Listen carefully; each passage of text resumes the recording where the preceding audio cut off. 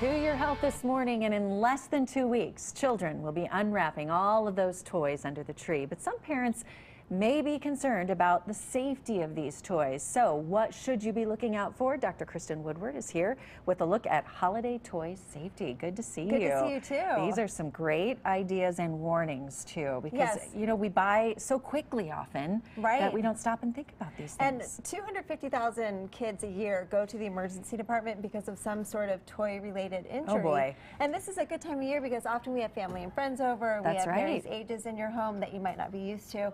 So it's a good conversation at this time of year. Well, let's get started. You've got some stuffed animals to begin with. Right, so it looks pretty innocuous, but these stuffed animals are for kids that are older than 3 because parts and pieces can come off of these toys. So likely the eyes and the nose, you want to be really careful. You want to read the labels.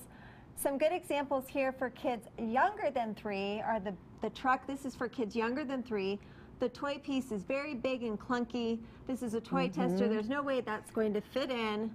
This is for a truck that for kids older than 3, parts and pieces can come off this truck, and the little attachment that comes with it can easily fit into the toy tester. And they could choke on that. So you want to look at that, follow the manufacturer guidelines, be very careful, put everything away if you have visitors that are toddlers or babies. And you know, another issue is when you have older kids and they are getting gifts like this, that the littler ones aren't getting their hands on it, and that's tough as a parent. That is tough, and so you really want to separate and also talk to your older kids about keeping small pieces and parts away from toddlers. And speaking of that, we have seen a lot of news on these small magnets. Tell me about them and why they're so dangerous. So magnets and button batteries are extremely dangerous. They can cause severe internal injury.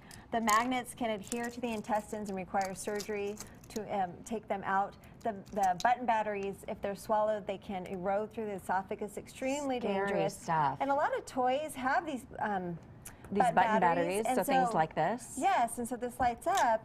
But the concern is don't ever change these batteries in front of your kids. Talk to your kids. My boys are 10 and 12. I've told them about these button batteries. We keep them far out of reach. Do not put these in your mouth. And I worry for the dogs too. I've got 3 dogs. If this was on the floor, they'd eat anything on the floor. Very dangerous, you know? So doesn't smell very good, but you know, they would go for it.